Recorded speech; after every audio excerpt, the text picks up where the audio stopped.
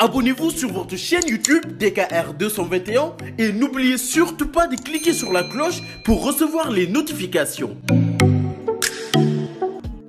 ginnaaw ba ñu jëlee li nga xamante ni mooy ay daan teg ko si ñooñee di waa Mali ñoom waa CEDEAO ak UEMOA rek ñoo ko def ngir li nga xamante ni mooy élection yi nga xamante ni présidentielle yi ñu bëggoon mu am foofee ca Mali ci mois de février waaye loolee nag ka fa nekk dégum comme président de la République moom nag dafa bañ li ni mel loolee sax moo tax ñii di waa UEMOA ak waa CEDEAO jël ay daan teg ko si waa Mali loolee sax daan yooyu rek nga xamante ni am na pays africain yu bëri yoo xamante ni àndu ci sax comme lu si mel ni Mali moom rek tëjul li nga xamante ni mooy frontière am moom ak waa Mali waaye nag république du Sénégal wala sax Sénégal dëkk boo xamante ni kat dafa frontière ak ñi nga xamante ni ñooy waa Mali loolee ñu tëj seen frontière loolee ñu bëri nakarlu ko kat kii di président de la République du Sénégal di Macky Sall ànd ak décision bi nga xamante ni waa UEMOA ak waa CEDEAO jël nañ ko teg ko si waa Mali ngir ñu tëj lépp li nga xamante ni frontière la ñoom ak Mali CEDEAO nag ñoom daf ni mel nee nañ nag ñii di waa France rek ñoo nekk si ginnaaw ndaxte waa France ñoom itam dañoo tëj seen frontière ñoom ak waa Mali loolee ñu ko bëri nekk ay organisateur wala sax ay chroniqueur bu ñu sukkandikoo si kii di Cheikh Oumar Gningue moom nag wax na li ni mel du arrangé ñii di waa Sénégal ndaxte noonu nag lay dal waa Mali lu kéemaane la waaye nag lu doy waar la teg si li nga xamante ni mooy tuuma moom nag di Cheikh Oumar Gningue moom nag ñëw na si li nga xamante ni mooy relation Sénégal Mali nee na nag lu jara bàyyi xel la ndaxte Sénégal ak Mali seen relation commerciale dafa am njëriñ loolu ndaxte Sénégal lu muy importer wala lu muy exporter ñoom ak waa Mali jamono ji dafa rëy loolu kon nag lépp li nga xamante ni relation sérieuse la nañ ko jël en mai te bañ a def li nga xamante ni waa CEDEAO loolu la ñu wax jël li nga xamante ni mooy suñu frontière tëj ko ñun waa Mali dina impacter li nga xamante ni économique bu Mali waaye tam bu Sénégal. à court terme à long terme tu te casses la figure. kon fi mu ni mu def. oui déedéet situation bii ñu def Mali. nañu jéem a seet ak Mali nan lañ ci mën a génnee. mu gën a gaaw baaxut ci Mali baaxut ci CEDEAO surtout na baaxut ci Sénégal. ndax ñun ñoo ci gën a dee. mais ñun itam ñoo gën a jege Macky ci Mali ci lépp. Mali buy tàkk ñun ñooy tàkk. bien donc il faut li xew Mali Macky Sall dugal ci loxoom mais nag asphyxier Mali nii ñu ko def nañ waxtaan ak gars yi seen position jusqu'au-boutiste bii ñu nekk ñoom it ñu génn ci. observation professeur. waaw Pape Maguette xam nga problème malien bi. le problème de fond ñoom ñëpp tudd nañ ko. dafa am une force internationale bu nekk ci benn dëkk def fa benn résultat au contraire situation bi dafa empirer d'année en année ni ñuy wooyee les djihadistes ak les islamistes ak les intégristes ak ñoom ñëpp ñu ngi gën a am doole ñu ngi gën a dëgër ci biir dëkk bi. Mali nag dëkk la bi nga xam ne dafa am souveraineté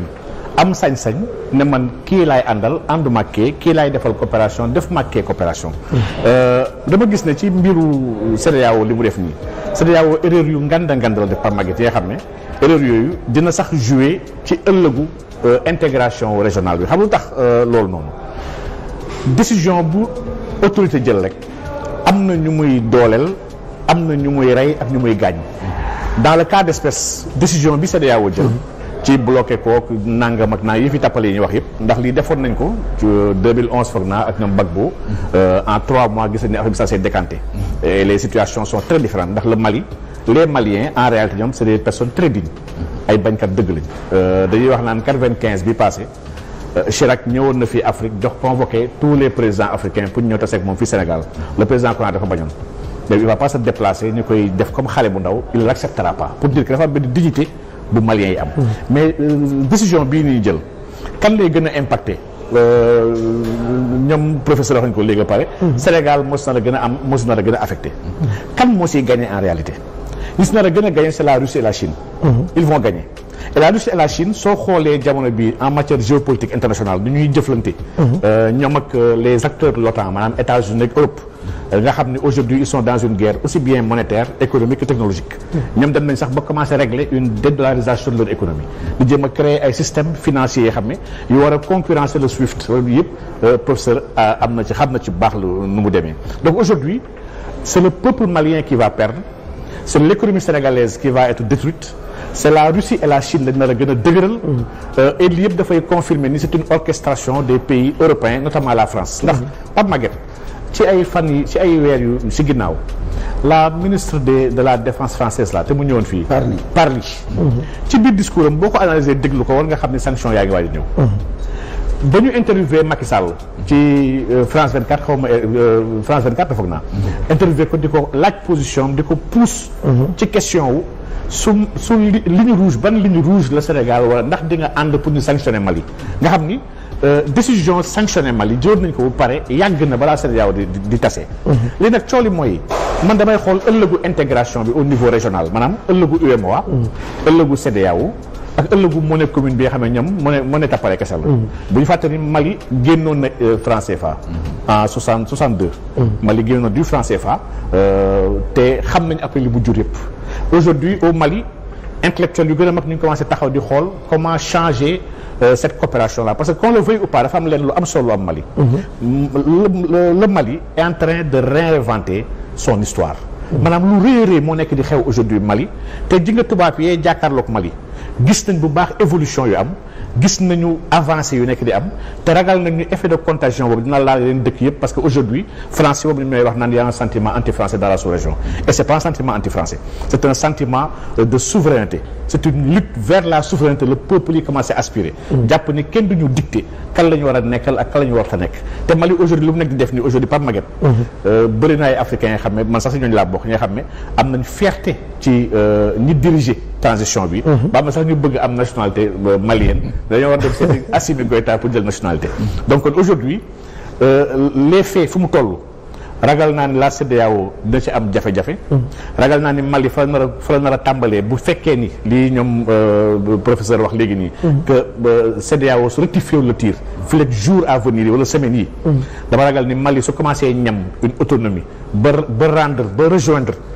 camp bee nga xam ne dañoo taxaw ñoom pour redistribuer l'ordre mondial muy ñoom Russie ñoom Iran ñoom Chine yëpp nga xam ne xam nañ ni OTAN maanaam États-Unis ak ay alliés waruñu doxal àdduna bi Mali bu rentré foofu rek rejoindre ñoom Algérie parce que Algérie tam mu ngi commencé xaw a durcir digganteem ak OTAN ligne boobu ci biir Afrique de l'Ouest Pape Maguette dina créer lu doy waar li nga xam ne intégration fa lay jaaree fàtte ko xam ni CEDEAO dafa nar a dee li dal UEMOA ci kaw après mën nar a ñëwaat CEDEAO reculer par rapport ak li mu def yëpp ci biir intégration donc aujourd'hui kon Pape Maguette man jàpp naa ni par rapport à la question bi nga posé léegi ñoom doyen man dama gëm ni le président Macky Sall n'a pas été courageux maanaam le président Macky Sall il réagit si ay intérêt bitim réew ndax moom dama ragal ni rek moom armée bi la ragal rek ndax yaa gis nañ ni ay armées yi commencé ñëw là ça s'est passé en Guinée am na tamit au Mali maanaam président yi nga xam ne ñoom dañuy def ay coup d'état institutionnel ñëpp ñu ngi ragal seen coup d'état institutionnel yooyu andi ay coup d'état militaire seen biir ay dëkk donc ñoom ils réagissent pour se défendre waaye intégration bi ak régionalisme bi ak même souveraineté bi dafa mel ni ñoom ñëpp kenn gëmu ko si moo tax ñu doxalee dañu doxalee may ma rek une parenthèse ay ca bismillah amay parenthèse bi ngay wax waaw Algérie France Algérie guerre de libération la def boo xam ne bii on a tué peut-être plus d'1 million d'Algériens France yàq réew ma c'est par le sang que l'Algérie a acquis son indépendance boobu réew bokkut ak ñi ci des lii ñuy wax ci Mali jëkkut tey Modibo Keïta bi fédération du Mali éclaté Modibo Keïta dem def le franc malien Modibo Keïta a été président pendant 8 ans fan la yóbbu Mali dictature retard économique extraordinaire sur tous les plans Modibo Keïta ci climat de mécontentement boobu la ko Moussa Traoré def coup d'état à cause de sa position vis-à-vis de l'extérieur et de cette politique là xaw ma luñ ko indépendance xaw ma lan lañ ko tudde Moussa Traoré bi mu ñëwee ak ñi naan Pepe Kale Refane Pep dama koy dagg foofu ak DKR 221 ku bëgg am lu leer ak yu bees tàkk aboneel ci DKR 221 ma fekk la faak 221 dooleel la ko ci dama ne sama gaay yaa xam koor gi tabaski bi actualité ak yi xew ci jamono ñu koy nëbb maa koy génne teg ko ci table DKR 221 di ko tas benn par benn naan 1 boo ko boolee mu jox la 221 pare leen man waaju baax maa ngi foofu yéen célibataire tey ngeen dee marié yi am ngeen lu ma leen xamal xam ngeen li ma leen wax DKR 221 abonné